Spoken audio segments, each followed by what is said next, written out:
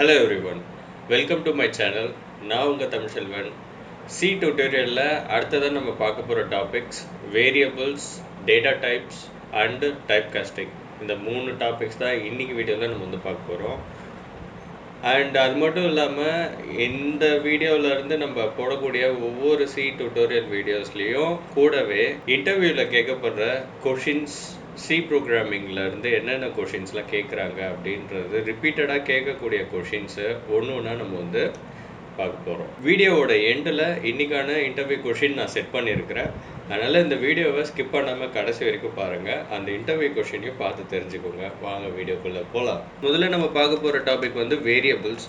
வேரியபிள்னா என்னது அப்படின்னா, it is address of a given value or identifier of a given value அப்படின்னு சொல்லுவாங்க. Variable அப்படின்றது நம்ம ப்ரோக்ராமில் கொடுக்க போகிற ஒரு இன்புட்டுக்கு ஒரு ஐடென்டிஃபையர் அப்படி இல்லைன்னா ஒரு அட்ரஸ் வந்து கிரியேட் பண்ணணும் அப்படின்னும் போது வேரியபிள்ஸ் நம்ம வந்து கிரியேட் பண்ணிக்கிறோம். அந்த வேரியபிள்ஸை நீங்கள் ப்ரோக்ராம் கிரியேட் பண்ணும்போது என்ன பண்ணணும் அப்படின்னா, ப்ரோக்ராமில் யூஸ் பண்ண போகிற வேரியபிள்ஸை முதல்ல இன்லேயே நீங்கள் வந்து டிக்ளேர் பண்ணிடணும். அப்படி நீங்கள் டிக்ளேர் பண்ணுறது எதுக்காக அப்படின்னா, என்ன டைப் ஆஃப் வேல்யூவில் நீங்கள் வந்து வேரியபிள் வந்து கிரியேட் பண்ணுறீங்க. இப்போ ஃபார் எக்ஸாம்பிள் நம்பரில் நான் வந்து ஒரு வேரியபிள் கிரியேட் பண்ணும், நம்பர் வேல்யூஸை ஸ்டோர் பண்ணுறதுக்கு ஒரு வேரியபிள் கிரியேட் பண்ண போகிறோம் அப்படின்னா, நீங்கள் அதுக்கான நம்பர் டேட்டா டைப்பாக அங்கே முதல்ல டிக்ளேர் பண்ணி இருக்கணும். டாட் வேல்யூஸ்க்கான வேல்யூ வந்து ஸ்டோர் பண்ண போகிறேன் அப்படின்னா, டாட் வேல்யூஸ்க்கான டேட்டா டைப் நீங்கள் வந்து முன்னாடியே டிக்ளேர் பண்ணியிருக்கணும். அப்போ எந்த டைப்பில் வேல்யூ தரப்போகிறீங்களோ அந்த டேட்டா டைப் என்னன்றதை பார்த்துட்டு முதல்ல இன்லேயே நீங்கள் வந்து டிக்ளேர் பண்ணிடணும். டேட்டா டைப் அப்படின்னு போட்டுட்டு நீங்கள் யூஸ் பண்ண போகிற வேரியபிள்ஸ் எல்லாத்தையும் இங்கவே நீங்கள் வந்து ரிஜிஸ்டர் பண்ணிக்கலாம். இதை நீங்கள் இந்த மாதிரி பண்ணிட்டீங்க அப்படின்னும் போது டைரெக்டாக நீங்கள் வந்து அந்த ப்ரோக்ராமில் நீங்கள் டிக்ளேர் பண்ணியிருக்கிற வேரியபிள்ஸை மட்டும்தான் எடுத்து யூஸ் பண்ண முடியும். ஒரு வேரியபிள் நீங்கள் டிக்ளேர் பண்ணாமல் யூஸ் பண்ணவே முடியாது. நான் இப்போ எப்படி டிக்ளேர் பண்ணுறதுன்னு காமிக்கிறேன். ஃபார் எக்ஸாம்பிள் இப்போ நம்பர் வேல்யூ நம்ம வந்து ஸ்டோர் பண்ணுறோம்னா அது எல்லாமே இன்டீஜர் டேட்டா டைப் அப்படி சொல்லுவாங்க. ஸோ இன்ட்டுன்றது அதோட டேட்டா டைப்பு போட்டுட்டு இப்போ ஒரு 2 வேல்யூ நீங்கள் வந்து கலெக்ட் பண்ணுறீங்க அப்படின்னா வேரியபிள்ஸ் வந்து ஒரு நேமாக வந்து வைக்கலாம். நம்பர் 1 அப்படின்றத ஷார்ட்டாக num1 அப்படின்னு வைக்கலாம், கம்மா போட்டு num2 அப்படின்னு வைக்கலாம். இல்லை நீங்கள் ஃபுல்லாக கொடுத்தாலும் ஓகே, நம்பர் 1 நம்பர் 2 அப்படின்னு கொடுத்தாலும் ஓகே. ஆனால் நீங்கள் வந்து எப்பயுமே ஞாபகம் வச்சுக்கோங்க, வெறும் நம்பர்ஸை மட்டும் நீங்கள் தரக்கூடாது. நம்பர்ஸ் எல்லாமே வந்து வேல்யூவாக தான் டிஃபைன் பண்ணுவாங்க, அது ஒரு ஐடென்டிஃபையராக டிஃபைன் பண்ண மாட்டாங்க. இதே நீங்கள் வந்து ஒரு லெட்டர் கூட ஒரு நம்பரை வந்து ஆட் பண்ணலாம், வேர்ட்ஸ் கூட நம்பர் ஆட் பண்ணலாம். ஆனால் நம்பர்ஸை மட்டும் தனியாக நீங்கள் ஒரு ஐடென்டிஃபையராக செட் பண்ணவே கூடாது. இப்போ இந்த மாதிரி வேரியபிள்ஸ் கிரியேட் பண்ணும்போது பெருசாக இருக்குன்னு திங்க் பண்ணீங்க அப்படின்னா ஷார்ட்டாக ஆக்கிக்கோங்க. ஒரு சிங்கிள் லெட்டரில் கூட கிரியேட் பண்ணலாம். இது எல்லாமே நம்மளோட ஒரு அண்டர்ஸ்டாண்டிங்க்கு தான். நீங்கள் ப்ரோக்ராம் பண்ணும்போது பண்ணக்கூடிய லாஜிக்ஸ் எல்லாமே உங்களுக்கு ஞாபகம் இருக்கிறதுக்கு வேரியபிள் நீங்கள் எப்படி கிரியேட் பண்ணால் உங்களுக்கு ஞாபகம் இருக்கும், ஈஸியாக எப்படி நீங்கள் ஒர்க் பண்ணலாம் அப்படின்றது மாதிரி. அப்போ ஷார்ட்டாக கொடுத்தா ஈஸியாக ஒர்க் பண்ணலாம். அந்த மாதிரி நீங்கள் திங்க் பண்ணிக்கோங்க. இப்போ எப்படி இதை ப்ரோக்ராமில் யூஸ் பண்ணுறதுன்னு பார்க்கலாம். இப்போ ஒரு 3 டேட்டா டைப்பில் நான் இன்புட் கெட் பண்ணுறதுக்கு வேரியபிள்ஸ் கிரியேட் பண்ணி காமிக்கிறேன்.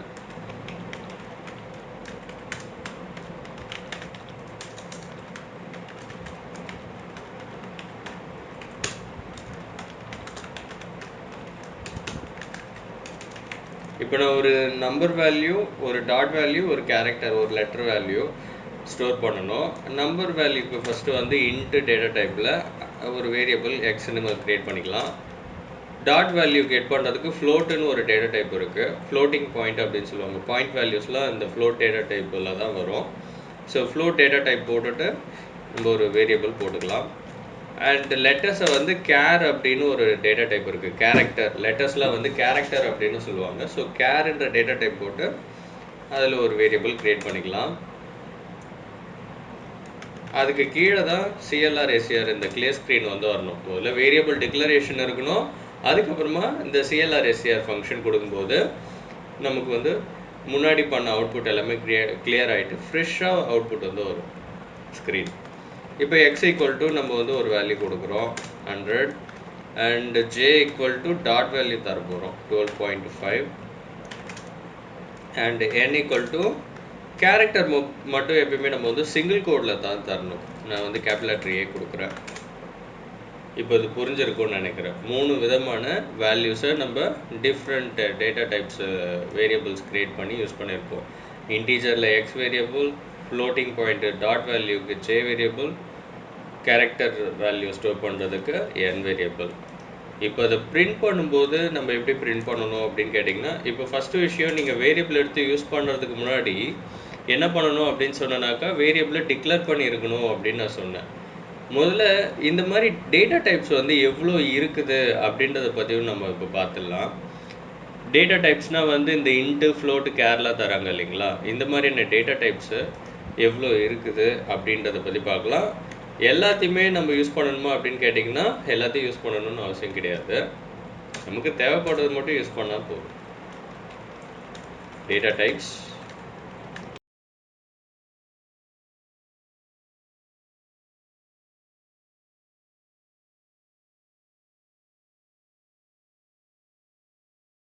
இங்கே நான் ஒரு 6 டேட்டா டைப் வந்து லிஸ்ட் அவுட் பண்ணியிருக்கிறேன்.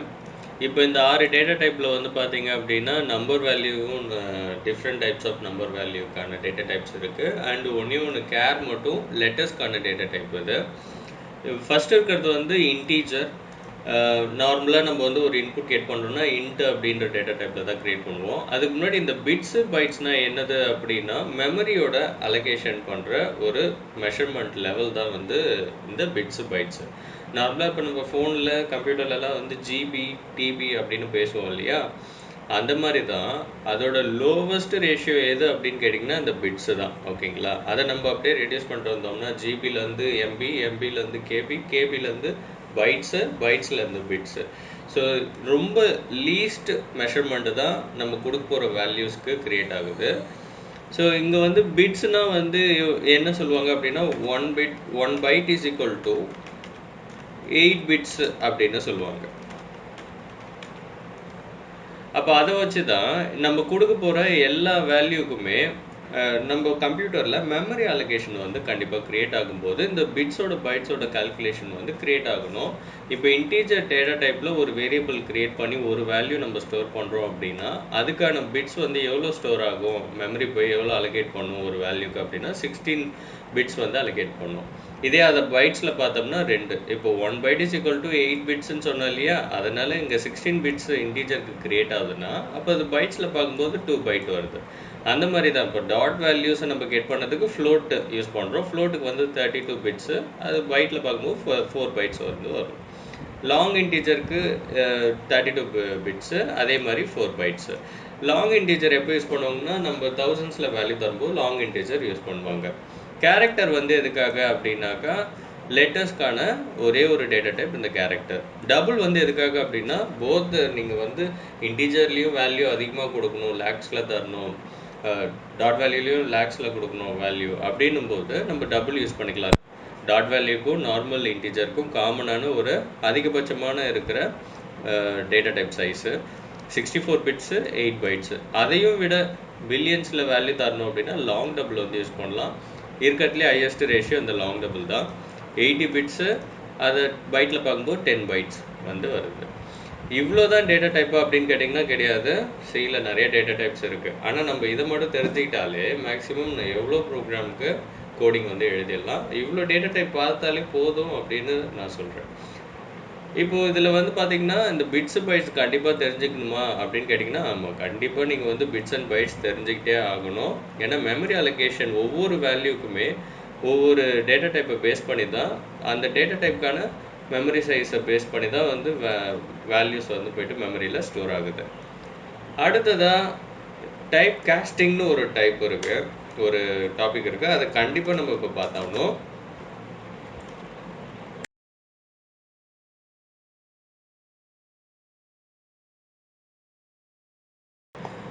ஒவ்வொரு டேட்டா டைப்புக்குமே இந்த டைப் காஸ்டிங் வந்து காமனாக வரும். இது எங்கெங்கெல்லாம் நம்ம வந்து பயன்படுத்தணும் அப்படின்னு கேட்டிங்கன்னா, printf அண்டு scanf இந்த 2 ஃபங்க்ஷன் நம்ம யூஸ் பண்ணும்போதும் கண்டிப்பாக இந்த printf scanf இந்த 2 ஃபங்க்ஷன் நம்ம யூஸ் பண்ணும்போதும் கண்டிப்பாக இந்த டைப் காஸ்டிங்கை யூஸ் பண்ணணும். டைப் காஸ்டிங் என்ன பண்ண போகுது அப்படின்னா, நம்ம இப்போ நம்பர் வேல்யூ வந்து இன்புட்டை எடுத்துகிட்டு பிரிண்ட் பண்ணுறோம், அவுட்புட்டாக ஒரு ஸ்க்ரீனில் வந்து பிரிண்ட் பண்ண போகிறோம் அப்படின்னா, அப்போ நீங்கள் மென்ஷன் பண்ணுற மாதிரி இருக்கும். இப்போ இன்டீஜர் டேட்டா டைப் வேல்யூ நீங்கள் பிரிண்ட் பண்ண போகிறீங்கன்னா, அதுக்கு பிரிண்ட் லைனில் இந்த %d அப்படின்றத பயன்படுத்தணும். அதே மாதிரி ஃப்ளோட் வேல்யூக்கு நீங்கள் %f வந்து பயன்படுத்தணும். அதே மாதிரி லாங் இன்ட் இருந்ததுன்னா எல்டி. கேரக்டரில் மட்டும் பார்த்தீங்க அப்படின்னா சிங்கிள் லெட்டராக இருந்ததுன்னா %c யூஸ் பண்ணுங்கள்.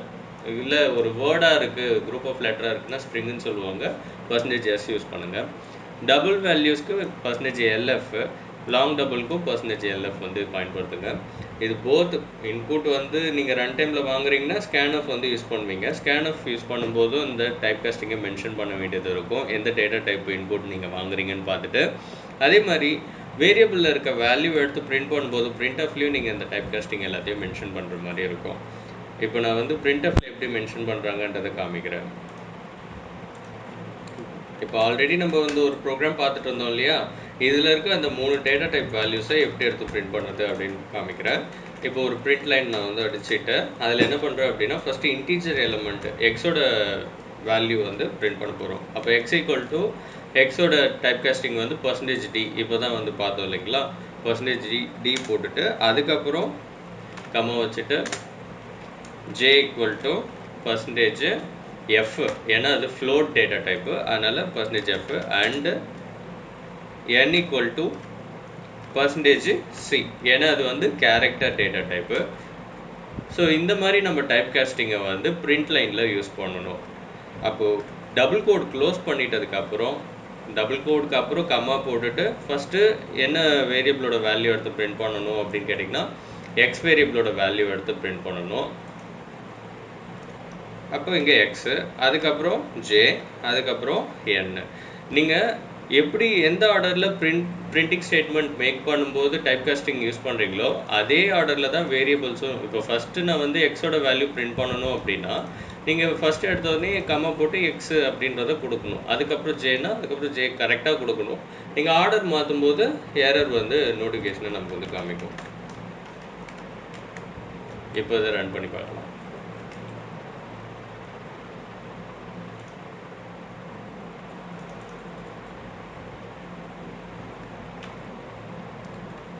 நான் என்ன ஆர்டரில் கொடுத்தனோ அங்கே கொடுத்துருக்க வேல்யூ அப்படியே வந்திருக்கு. நான் X equal to 100, J equal to 12.5, 12.5 மட்டும் தான் கொடுத்தோம். ஆனால் இது ஃப்ளோட்டுன்றதுனால ஆட்டோமேட்டிக்காக 0.5க்கு அப்புறம் 0 zeros வந்து ஆட்டோமேட்டிக்காக ஆட் ஆகிடும். அது வேண்டானாலும் நம்ம வந்து கட் பண்ணலாம்.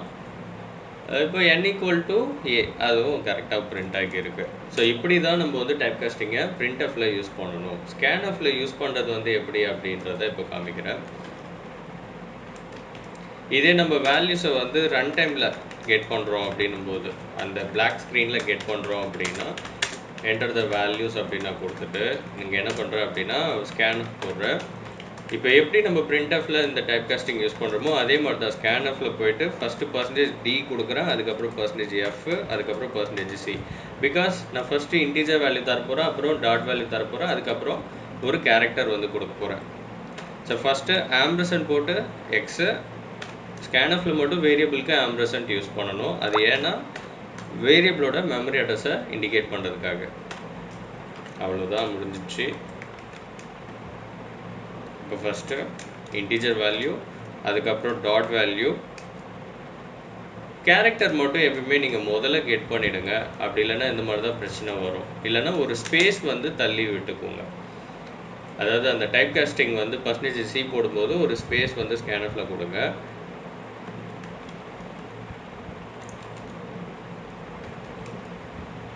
இப்போ வந்து பார்த்தீங்கன்னா கரெக்டாக கெட் ஆகும்.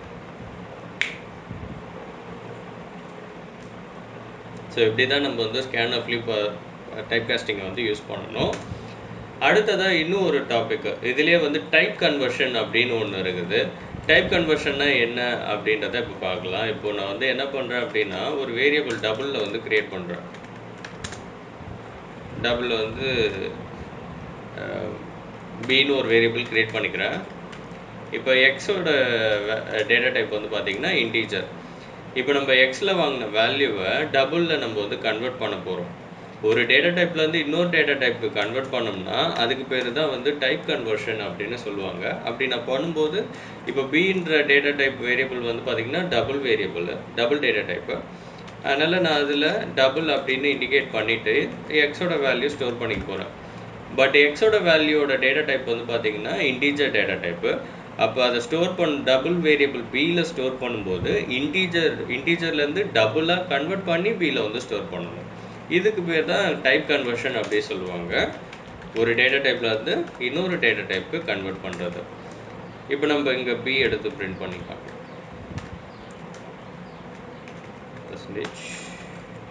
பர்சன்டேஜ் எல்எஃப் டபுளுக்கு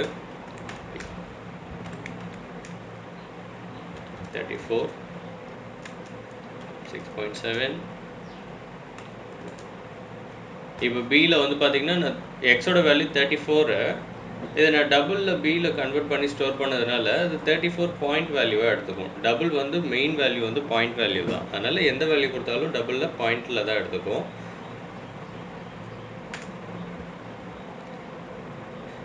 இப்போ இந்த வீடியோவில் நம்ம பார்த்துருக்கிற டாபிக் வந்து என்னென்னது அப்படின்னா variable, data types, type costing, அப்புறம் லாஸ்ட்டாக வந்து டைப் கன்வர்ஷன். ஒரு டேட்டா டைப்லேருந்து இன்னொரு டேட்டா டைப்புக்கு எப்படி கன்வெர்ட் பண்ணுறது அப்படின்றத பார்த்துருக்கோம். நான் வீடியோவில் ஸ்டார்டிங்கில் சொன்ன மாதிரி இன்டர்வியூவில் கேட்கக்கூடிய ரிப்பீட்டடாக கேட்ட ஒரு கொஷின் வந்து இப்போ நான் எடுத்து வச்சுருக்கேன். அதை நான் இப்போ காமிக்கிறேன். அந்த கொஷின் இதுதான். Why is C called the mother of all languages? எதனால சி லாங்குவேஜ் வந்து ஒரு மதர் ப்ரோக்ராமிங் லாங்குவேஜ் அப்படின்னு சொல்கிறாங்க? அதுதான் வந்து கொஷின் ஆக்சுவலாக. ஓகேங்களா? இது ரிப்பீட்டடாக எல்லா இன்டர்வியூலையுமே கேட்கக்கூடிய ஒரு சி லாங்குவேஜ் கொஷின். எதனால சி ப்ரோக்ராமிங் வந்து எல்லா ப்ரோக்ராமிங் லாங்குவேஜுக்கும் ஒரு மதர் லாங்குவேஜாக இருக்குது அப்படின்னா, நமக்கு எல்லாருக்குமே தெரிஞ்சது டேட்டா ஸ்ட்ரக்சர் அப்படின்ற டாப்பிக்கே வந்து பார்த்திங்கன்னா சியிலேருந்து தான் இன்ட்ரடியூஸ் பண்ணியிருக்கிறாங்க. சி ப்ரோக்ராமிங்குள்ளே இருந்து தான் கான்செப்ட் டேட்டா ஸ்ட்ரக்சரே ரைட் பண்ணியிருக்கிறாங்க. அதில் டேட்டா ஸ்ட்ரக்சர்னு சொல்லக்கூடிய இந்த அரே, லிஸ்ட்டு, ஃபங்க்ஷனு, ஸ்ட்ரிங்ஸு, இந்த மாதிரி நிறைய டாபிக்ஸ் வந்து பார்த்திங்கன்னா சி லாங்குவேஜோட கான்செப்ட்ல இருந்து தான் க்ரியேட் பண்ணியிருக்கிறாங்க. அது மட்டும் இல்லாமல் சி லாங்குவேஜை ஒரு பேஸ் லாங்குவேஜாக எடுத்துக்கிட்டு எவ்வளோ ப்ரோக்ராமிங் லாங்குவேஜஸ் க்ரியேட் பண்ணிட்டதுனால, இப்போ for example Python, Java script, இந்த மாதிரி பிஹெச்பி, இந்த மாதிரி எவ்வளோ ப்ரோக்ராமிங் லாங்குவேஜோட பேஸ் கோடு வந்து ஃபண்டமெண்டல் வந்து எதை பேஸ் பண்ணியிருக்கு அப்படின்னா சியோட கான்செப்ட்ஸை பேஸ் பண்ணி தான் இருக்குது. அதனால தான் சி லாங்குவேஜ் ஒரு மதர் ப்ரோக்ராமிங் லாங்குவேஜ் அப்படின்னு சொல்ல வராங்க. இதுதான் இதுக்கான answer. C introduced many core concepts and data structures like arrays, lists, functions, strings, etc.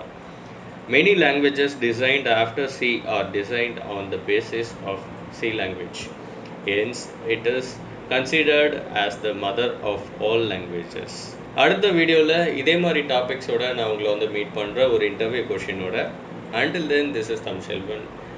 இது வரைக்கும் நம்ம சேனலை சப்ஸ்கிரைப் பண்ணலன்னா மறக்காமல் சப்ஸ்கிரைப் பண்ணிவிட்டு கூடவே இருக்கிற பெல் சிம்பிளை கிளிக் பண்ணி அதில் நோட்டிஃபிகேஷன் ஆல் அப்படின்ற ஐக்கானை சூஸ் பண்ணிக்கோங்க. அப்போ தான் நான் அடுத்தடுத்து போடக்கூடிய வீடியோஸ் உங்களுக்கு காமிக்கும்.